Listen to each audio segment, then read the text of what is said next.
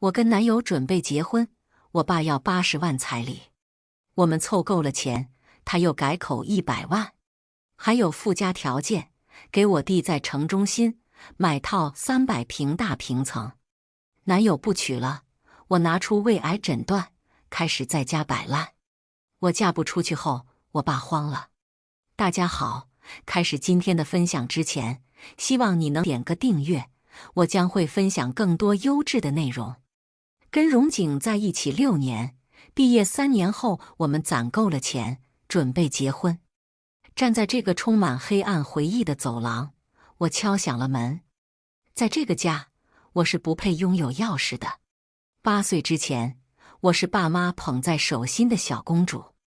8岁之后，我连路边的乞丐都不如。每次被后妈高玉茹丢出来，我都只能蹲在门口，哪怕寒冬腊月。我怕黑，而门缝里会透出一丝光亮，给予我仅有的安全感。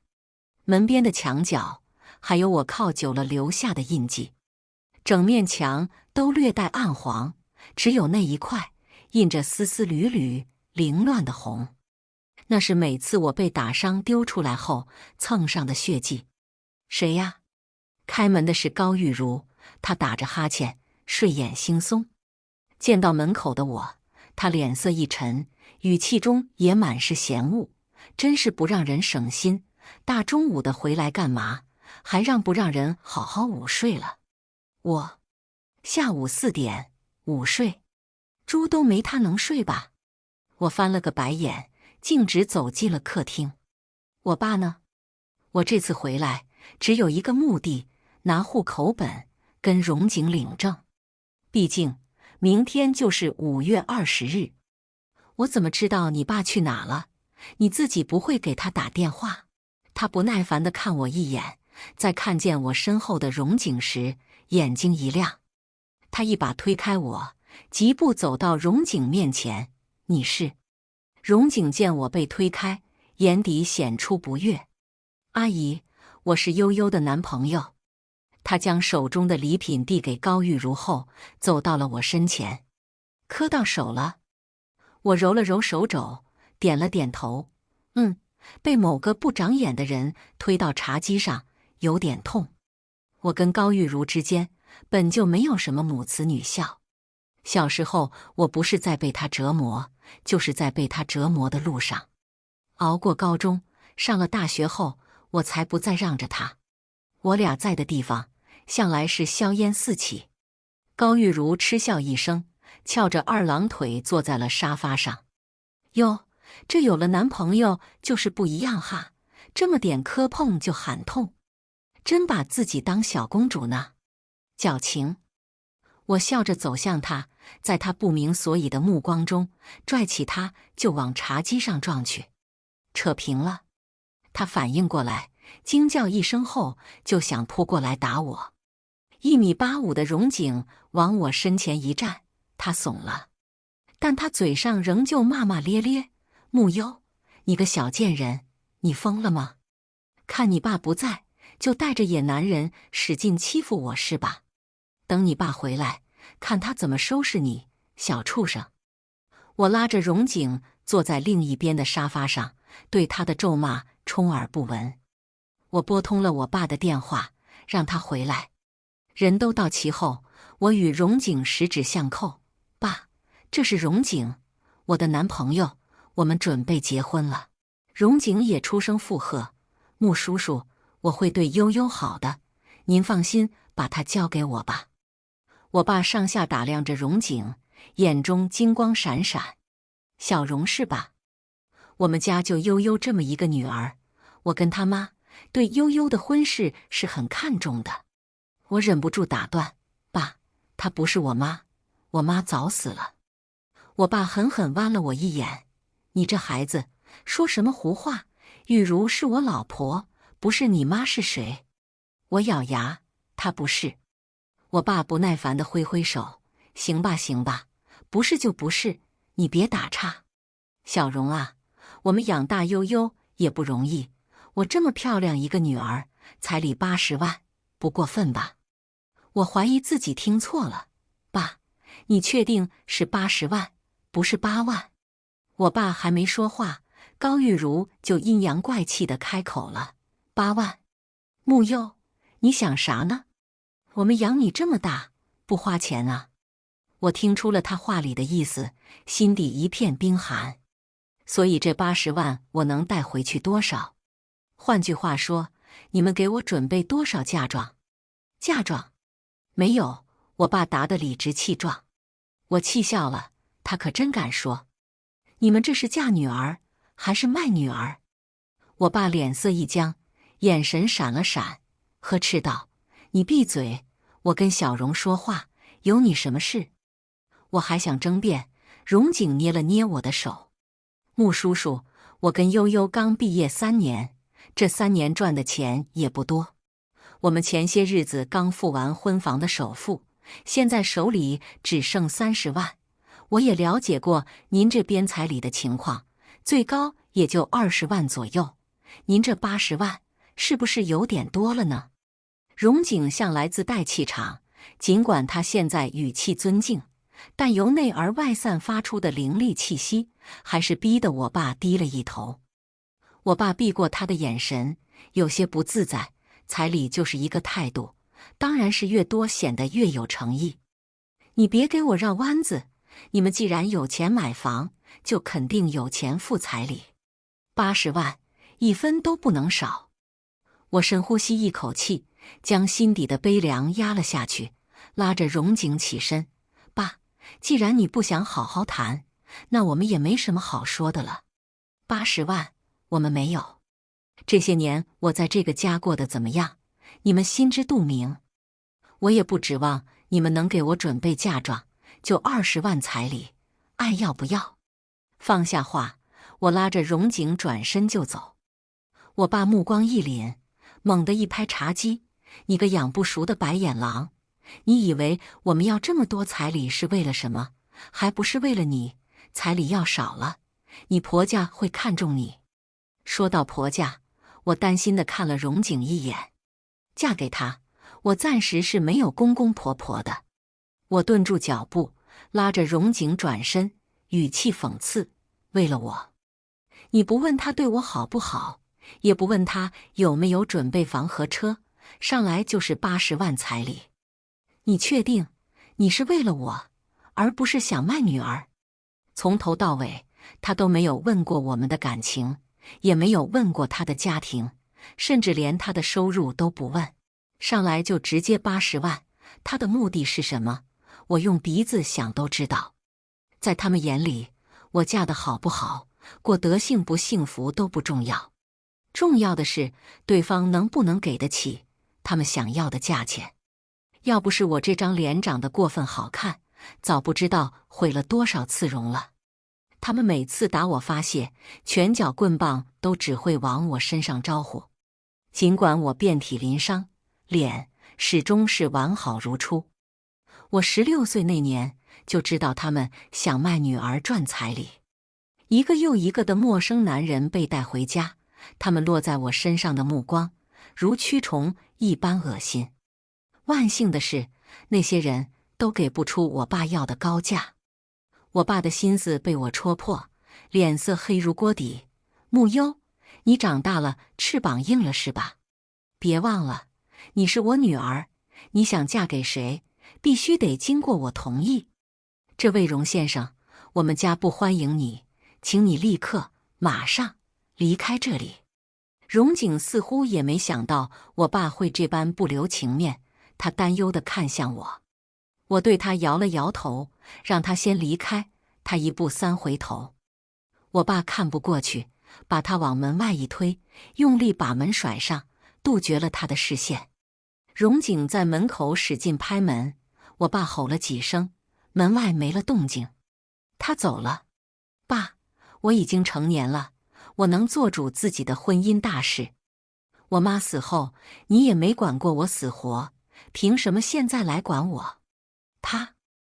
我爸狠狠给了我一巴掌，我被扇得撇过了头，口中一股腥甜蔓延。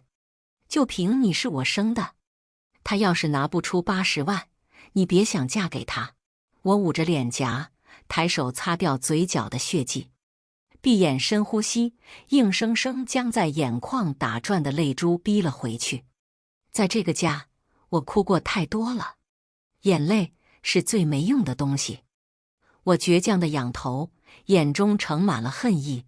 我想嫁给谁，轮不到你做主。我转身就走，却被他拽了回来。他用力一甩，我重重砸在了地上，一股刺痛从小腿和手臂传来，而这只是开始。不等我站起来，一根手腕粗的木根狠狠落在了我身上。敢跟老子顶嘴，活腻了是吧？第一棍打在了我腰上。在外面待久了，心野了，觉得自己可以脱离我的掌控了是吧？第二棍打在了我的臀上。20万就想跟他走，老子打断你的腿，看你还敢不敢跟野男人跑。第三棍打在了我的腿上。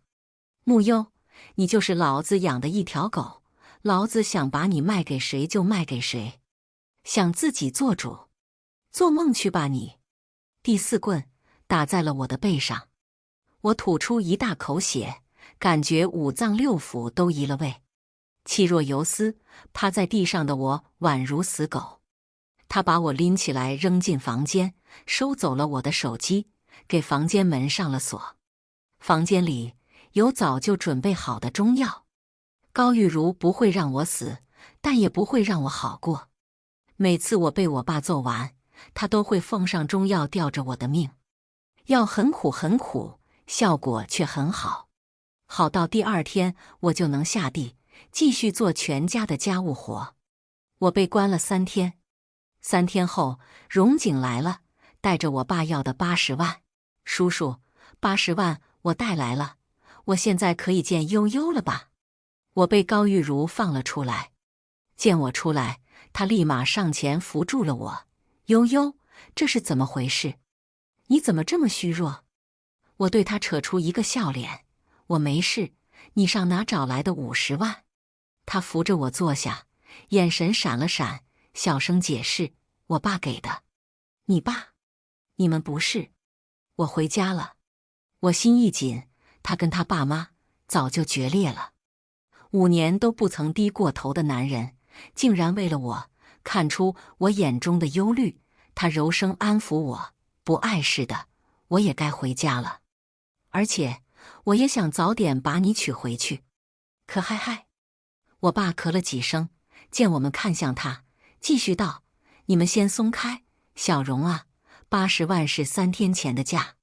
他顿了顿，一脸傲气，现在你想娶我女儿，得100万，还得在市中心给我儿子买套300平的大平层。我看御景园就很不错。我被气笑了。御景园，他可真敢开口。那可是我们江城最贵的楼盘，4万1平米，300平的大平层，那是楼王，还得在原有价格上再加1成的价才能拿下。你疯了吧？我们上哪给你搞1000多万去？我恨恨地看着他，眼中的怒火喷涌而出。我爸淡定地喝了口茶，别人也许搞不来，但荣景，荣氏集团太子爷，这对你来说都是小意思吧？我愣住，他怎么知道荣景的身份？荣景正准备开口，我给他使了个眼神，他立马闭了嘴。我们要商量一下。可以，但是不能出去，你带小荣去你房间吧。我带荣景进了我的房间，他抱着我，心疼的眼眶都红了。悠悠，对不起，我来晚了，我应该早点回家的。我摸了摸他的头，跟你没关系，那天他刚把你赶出去，就打了我一顿，在这个家，挨打是家常便饭，我都习惯了。荣景的眼泪砸在我的脸上，滚烫滚烫的。我抬手想给他擦掉，结果越擦他哭得越厉害。真的不怪你，男儿有泪不轻弹，乖，别哭了。荣景握住我的手，通红的眼中满是愧疚。我不是说这次，我是说我应该早几年就回家的，这样我就能早点娶你了。都怪我没用，创业几年了也没什么起色。我回抱住他，轻轻拍着他的背安慰：不是你没用，我都知道的。这些年你已经很努力了，是你家里不想让你成功，他们想逼你回家。你坚持了这么久，结果却为了我低头。阿景，你已经很好了。门口传来我爸的咳嗽声，我知道他现在贴着门在偷听。我对他使了个噤声的手势，从桌上拿过笔记本。关于我们接下来的打算与计划，我们都写在了纸上交流。商量完后，纸条让他带走销毁。叔叔，100万和一套房没问题，但我还得回家跟我爸妈商量一下。我爸点点头，一张老脸笑成了菊花。好好好，回去商量吧，叔叔等你好消息啊。荣景走了，我爸以为这是十拿九稳，甚至已经在跟高玉如看御景园的户型图。他们这几天都没为难我，我在这个家难得的过了几天好日子。1天后，荣景没回复，我爸脑补他们还在商量。3天后，荣景还是没回复，我爸急了：悠悠，荣景这几天有联系你吗？我摇了摇头，把手机递给他。他自那天走后就没再联系过我，不信你自己看。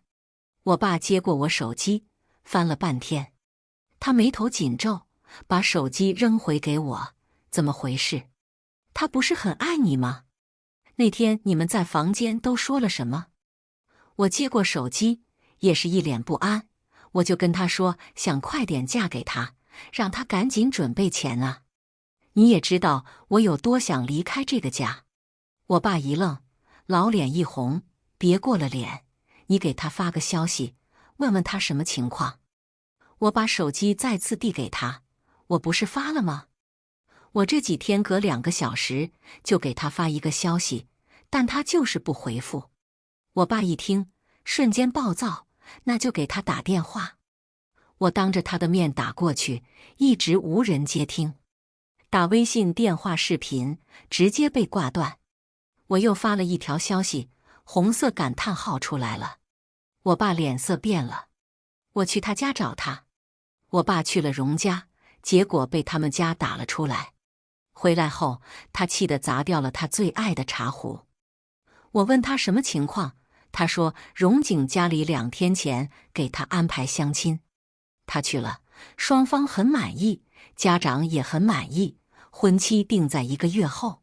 我爸后悔了，早知道80万就80万了，现在1分钱都拿不到。高玉如疑惑地上前，不是说他很爱悠悠吗？怎么会娶别人？我爸烦躁地推开他，我怎么知道？高玉如被推开，不敢再上前自找没趣，把话头转到了我身上。悠悠，你也真是的，连个男人都留不住，真是个废物。我心里默默翻了个白眼，面上却是一片焦急。我用力掐了把大腿，爸，怎么会这样？你再去问问呢，阿景不会不要我的，他那么爱我，不会的。我边说边流泪。哭什么哭？烦死了，滚回你房间去。我擦了擦眼泪，起身回房。快走到门口时，我转身哭唧唧地说了一句：爸，要不是你们临时加价，80万早就十拿九稳，这会儿已经到手了。开门，关门，反锁。门外传来我爸和高玉如的争吵声。我透过猫眼往外看去，我爸打了高玉如一巴掌。都是因为你，要不是你提出加价，这事也不会吹了。高玉如委屈地哭道：我也不知道会这样啊，我这不也是为了咱们家着想吗？我爸烦躁地揉了揉眉心，那你说现在怎么办？高玉如挪着身子靠近他，轻轻拍着他的背给他顺气。既然他荣景不娶，那就把那死丫头嫁给其他人啊。我爸犹豫了1秒，点了点头，也是，那丫头长得漂亮，学历又高，不愁卖不到好价钱。他开始物色有钱的金龟婿。半个月后，终于被他找到了。对方是我曾经的追求者汪新宇，也是我的高中同学。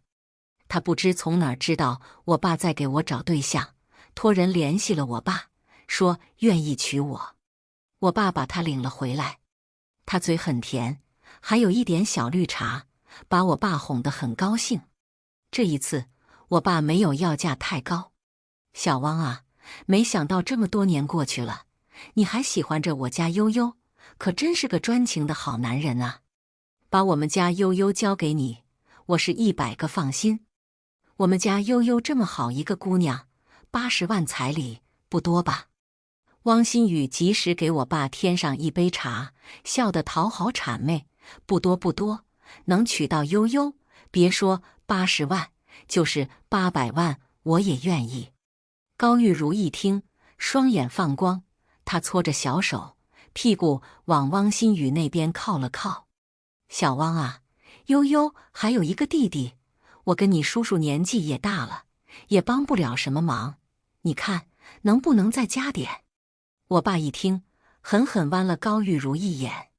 高玉如这会儿也不知道是鬼迷心窍了，还是咋的，以为我爸这眼神是夸他。他趁热打铁，不多，也就给悠悠弟弟在城里买套100平的学区房。我爸怒斥了他一声：“你闭嘴！”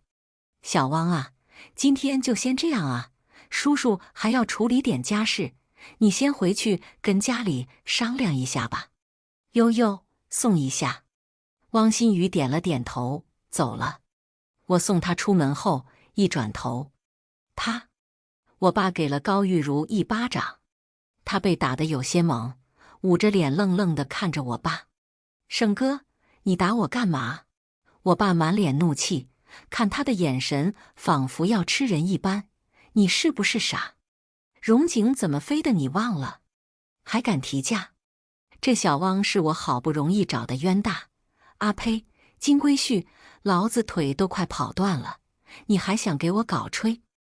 看着我爸恨铁不成钢的脸色，高玉如恍然大悟。汪新宇回去后，第2天又上门了。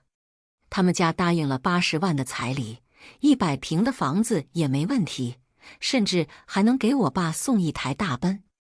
但他爸妈有一个要求，他希望我尽快去做一个全身检查。叔叔，我妈说了，娶媳妇一定要娶个健康的，不然万一娶回去生不了孩子，就很难办。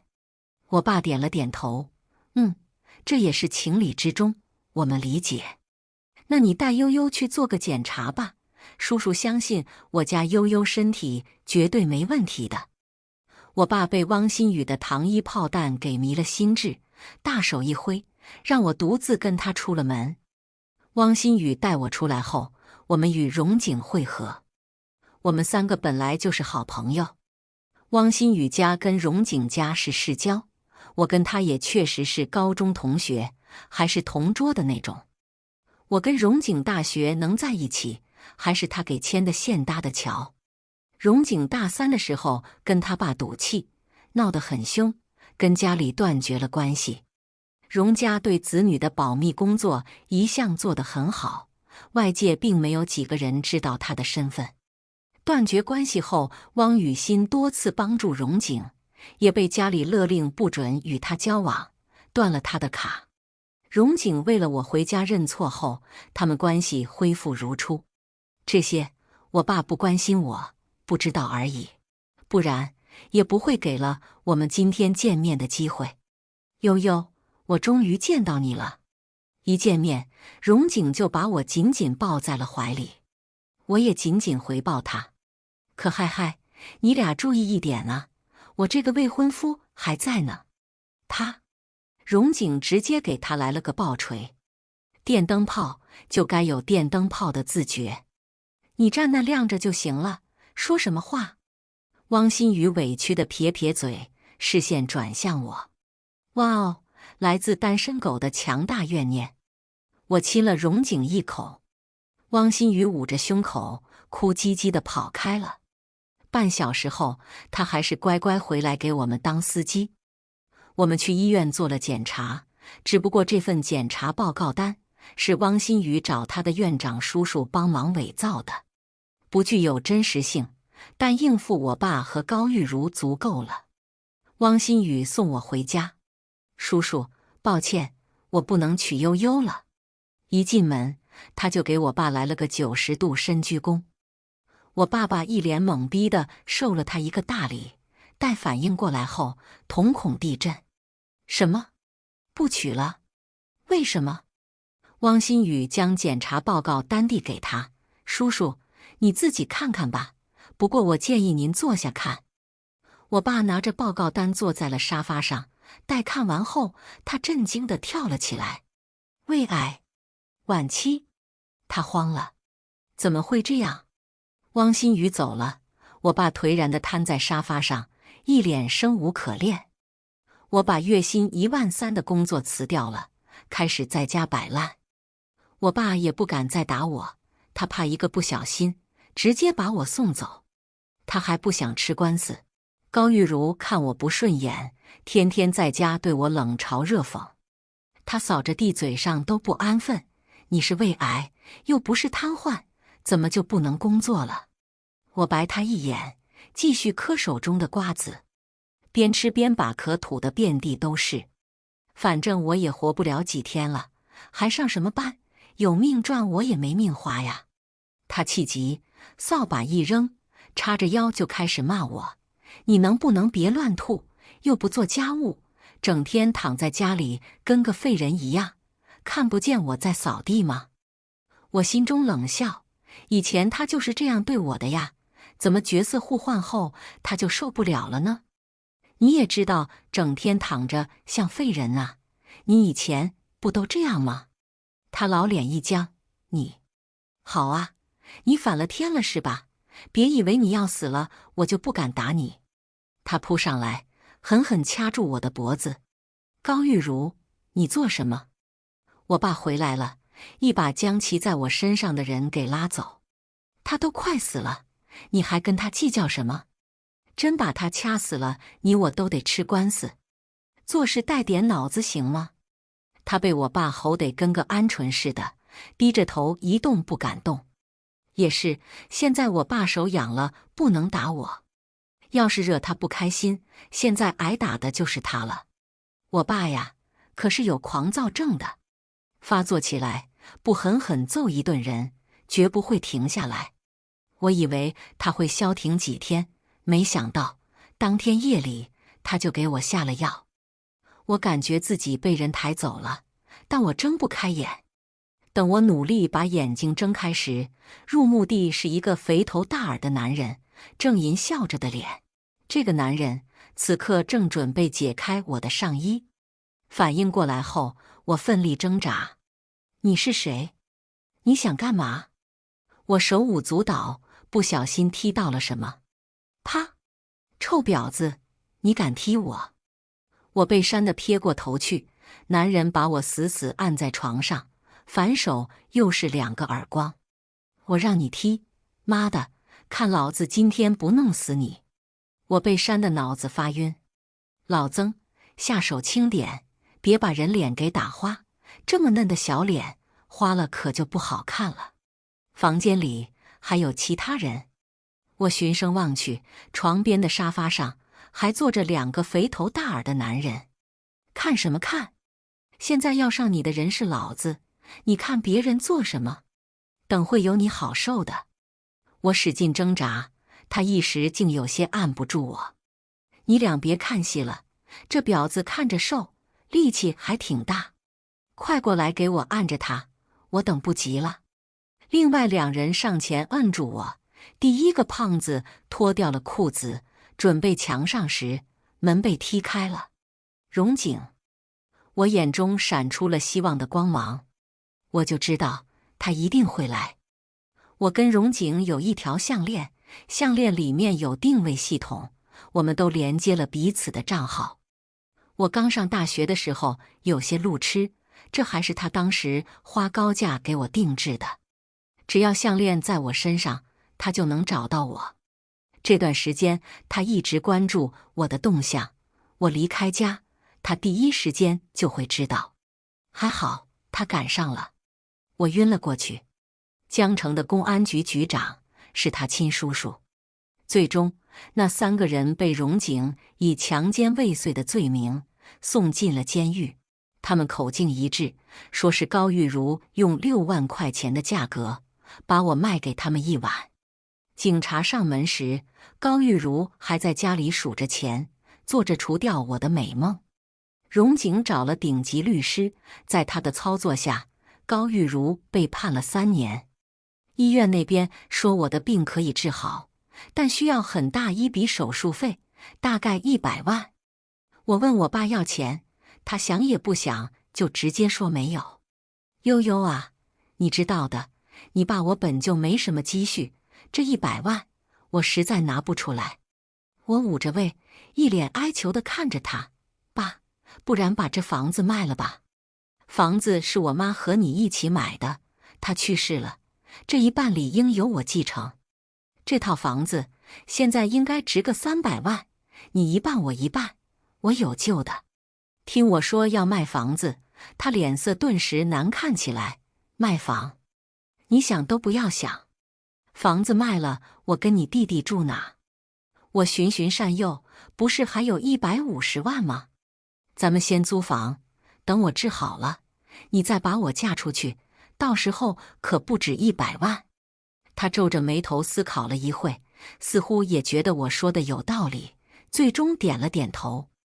在他去找买家时，荣景安排的人把胃癌治不好，治好了也是药罐子的消息传到了他耳中。他犹豫了。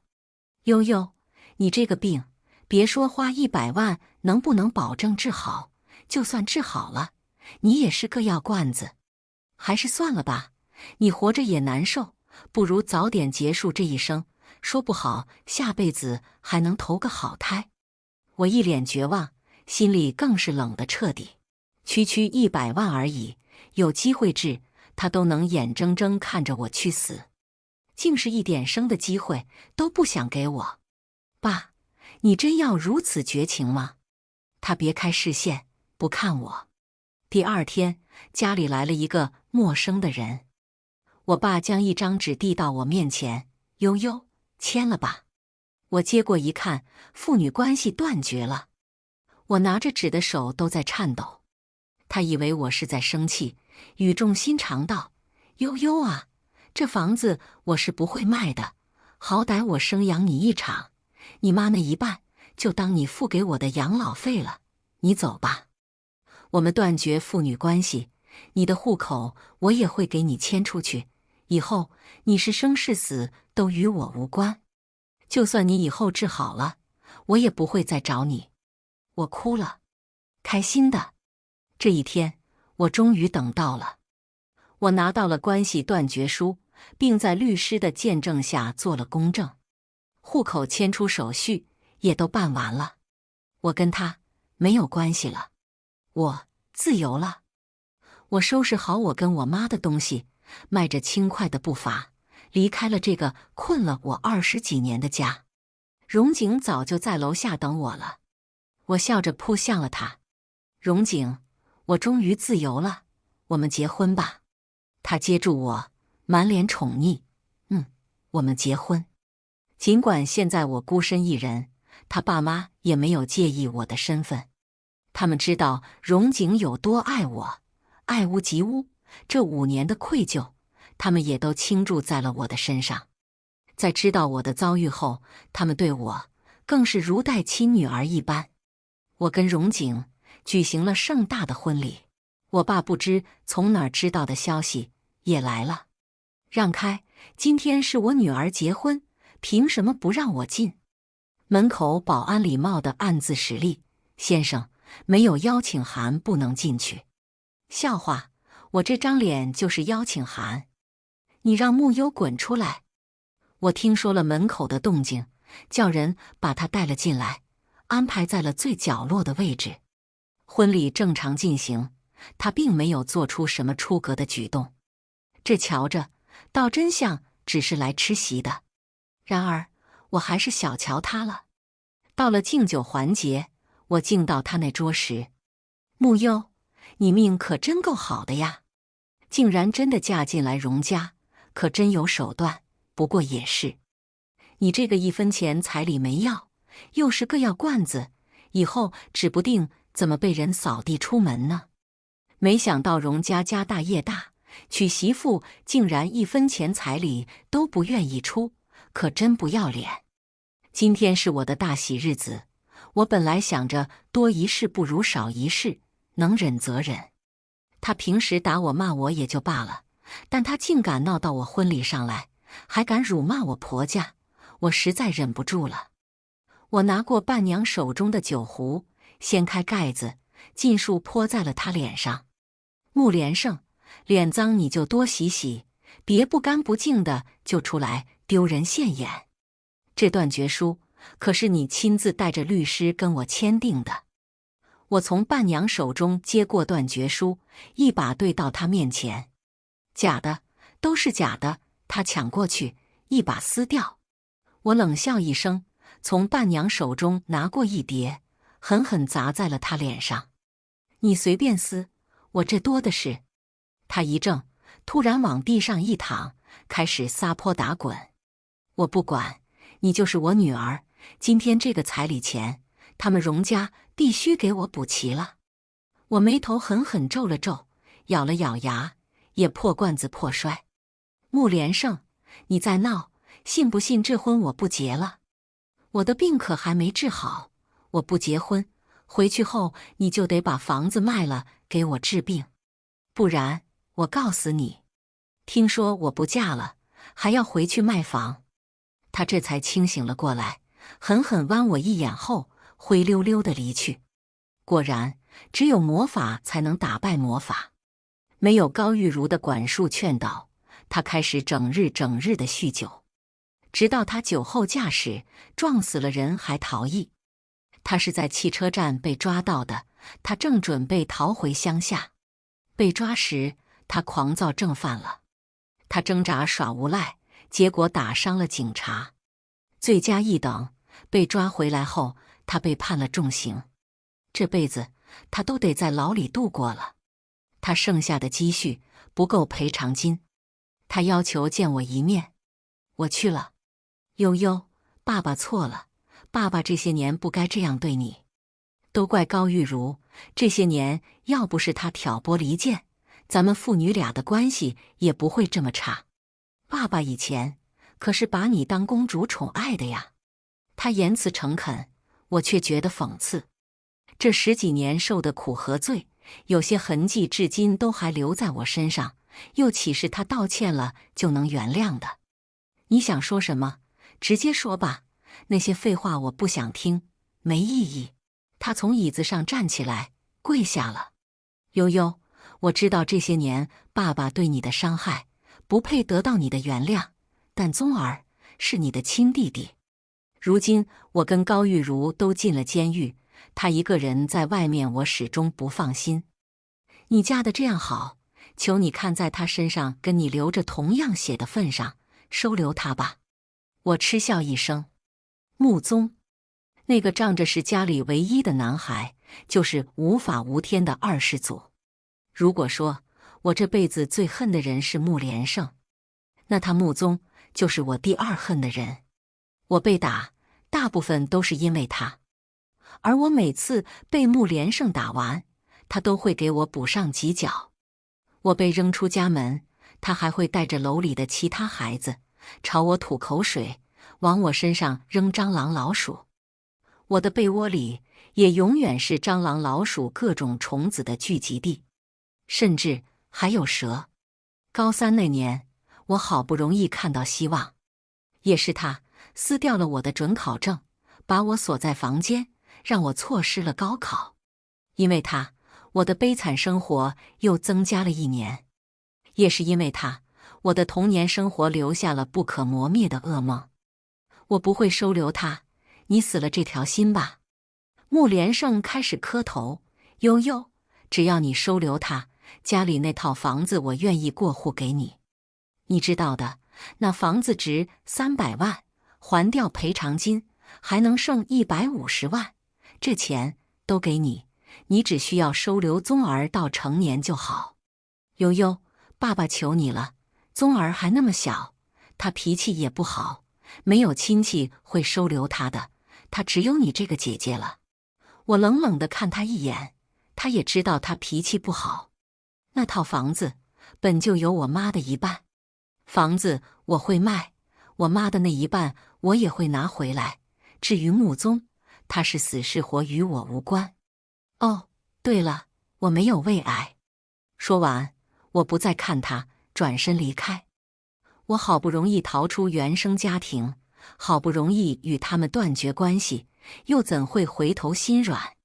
那些束缚我10几年的东西，这一刻烟消云散。我的未来只会是光明灿烂。